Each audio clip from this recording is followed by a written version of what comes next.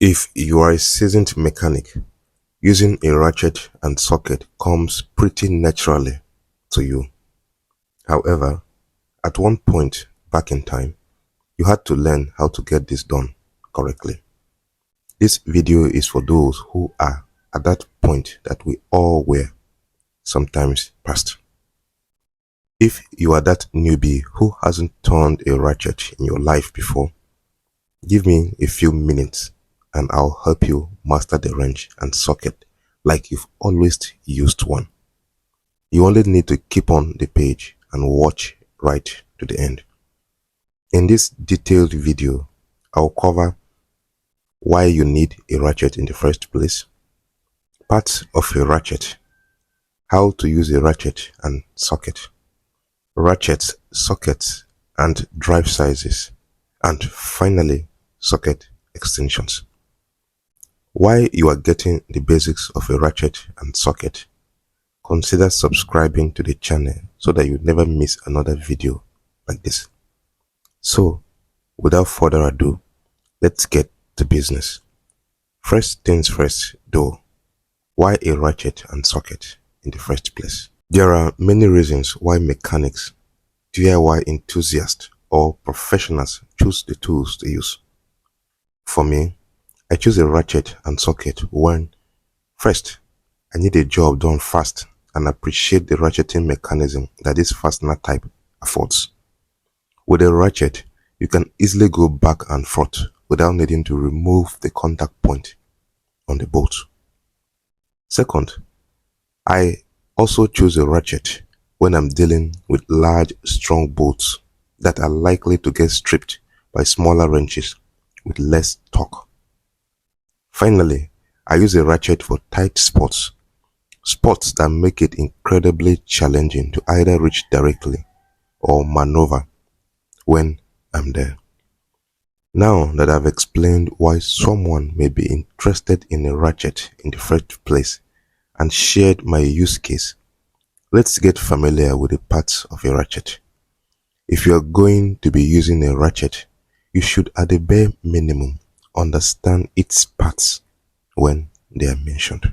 The first part of a ratchet that is very important to understand is the handle or grip. This part starts from right under the head to the very end of the ratchet. It's where your hand grips the unit when you want to walk with it or even move it from one place to another. Right here is the head. This is the part that connects the socket and does all the heavy lifting.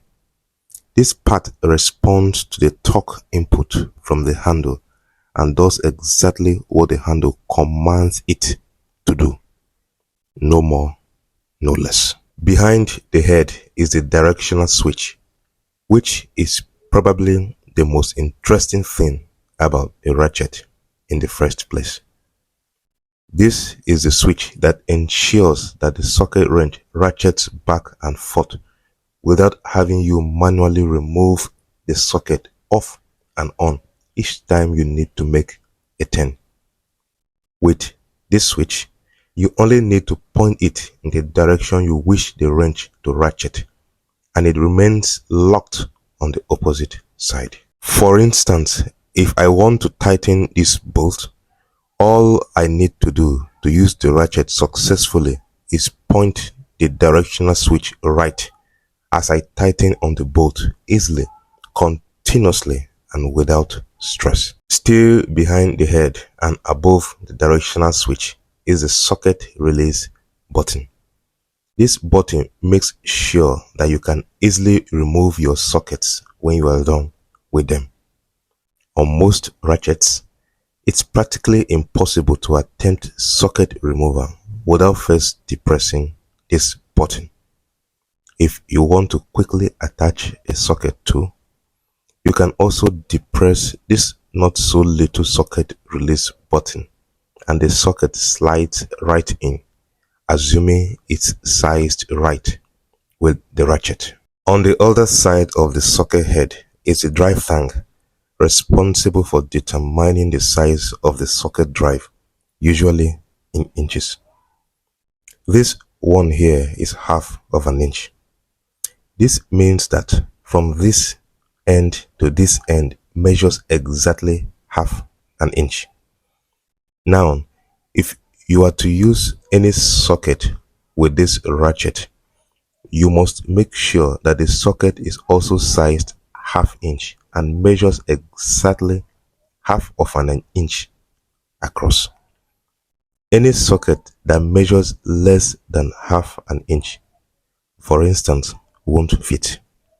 For sockets that measure more than half an inch, they'll simply fall off. Sockets that are sized smaller won't get in either.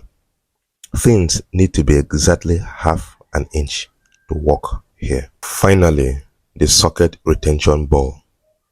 Remember the socket release button? The one you need to depress to release a socket, and also depress if you need to easily attach a socket. This is what it does. Once depressed, it flattens this socket retention ball here, helping you easily put on a socket or take out another. The implication is that between putting on and taking out a socket, this socket retention ball lives up to its name. It secures the socket to the ratchet and makes sure that it doesn't fall out during use. Now that you're familiar with the various parts of a ratchet, let's take a look at how to use a ratchet and socket properly. Now is also the perfect time to subscribe if you haven't already done so. To use a ratchet with a socket, pick up the socket size you wish to use and gently depress the socket release button at the back of the ratchet's head. This will ease off the socket retention ball, helping your new socket on.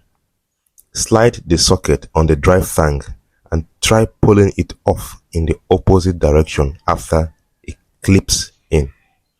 You want to make sure that it's secured in and doesn't come out during use. With the socket secured in, push the directional switch right if you want to tighten with clockwise movements, or move the switch left if you want to loosen a bolt or nut with anti-clockwise movements.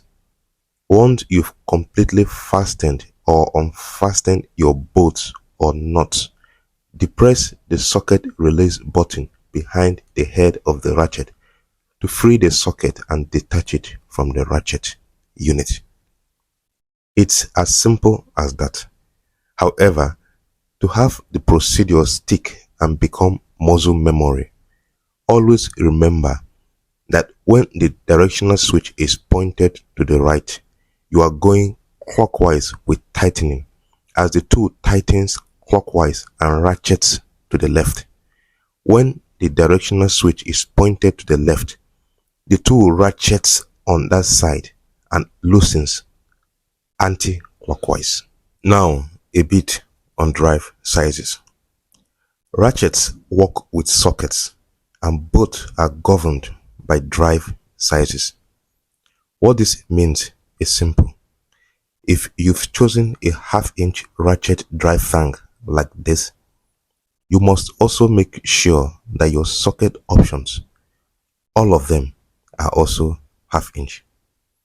If by any chance you decide to go higher or lower, you must also make sure that both the ratchet drive size and the socket drive size match. Quarter inch for quarter inch, half inch for half inch, in that manner. The above said, not only do you need to have ratchets and sockets match, but there's another thing you need to specially consider if you will be doing any extensive repair work: socket extensions. Socket extensions come in three sizes primarily: long, medium, and small. They are used to extend the socket into hard to reach areas that the socket and ratchet combination alone won't be able to access. Like sockets and ratchets, These extensions also need to be of the same drive size with the ratchet and sockets in order to be used successfully. For instance, if you have a half-inch ratchet, as I do, your only option is to make sure that besides having half-inch drive sockets, you also pick socket extensions that are also half-inch drives. It's as simple as that.